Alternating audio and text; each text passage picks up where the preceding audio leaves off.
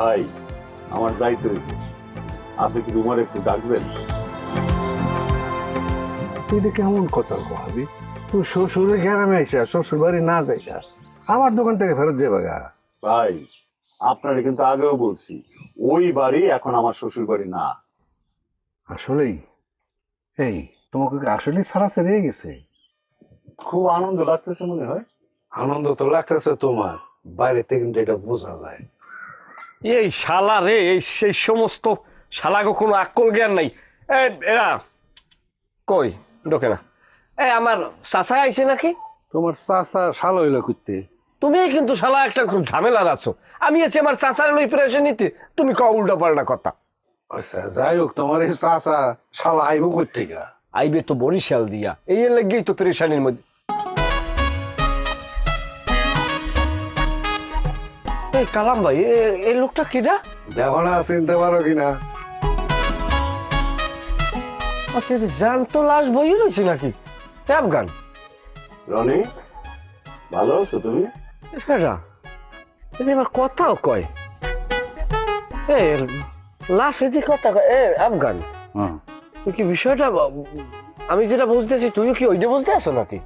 তুই যেটা বুঝছস আমি ওইটাই বুঝছি। বডি কিন্তু উল্টায় গেছে।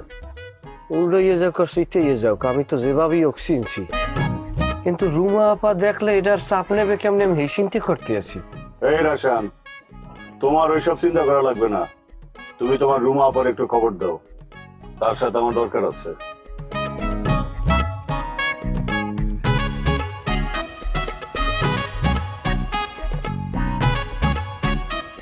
না বেটা ঠিক আছে তো। হ্যাঁ, আমি একটা কথা কই ভাইজান, হায়াতে যখন বাঁচি আছেন রুমা আপার লাগে দেখা করার কোনো দরকার নেই। শোনো, আমি তার সাথে দেখা করার জন্য এই দেশে আসছি। আচ্ছা, ডিভোর্সের কাগজপত্রের কোনো বিষয়? এই রনি, তুমি তো রাশিয়া যাইয়া পুরো বাসাল হয়ে গেছো। হামিদ ভাই, আমি না হয় রাশিয়া যাইয়া বাসাল হয়ে গেছি, কিন্তু আপনার যে স্ত্রী ঠুকা, আমরা যে তালাকপ্রাপ্ত বউ, সে তো একটা ফাইটার হয়ে গেছে। আপনি বিদেশে বইয়ে মরছেন এই খবরে হইয়া, এ তো আর কুটিছে আর স্বপ্নে ভাসে।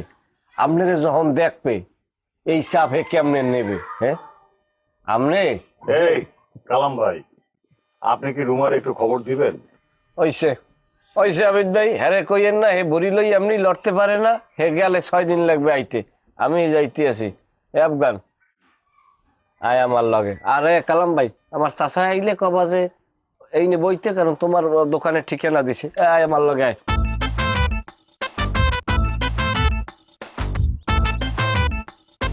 কি বুঝলো আবিদ মিয়া?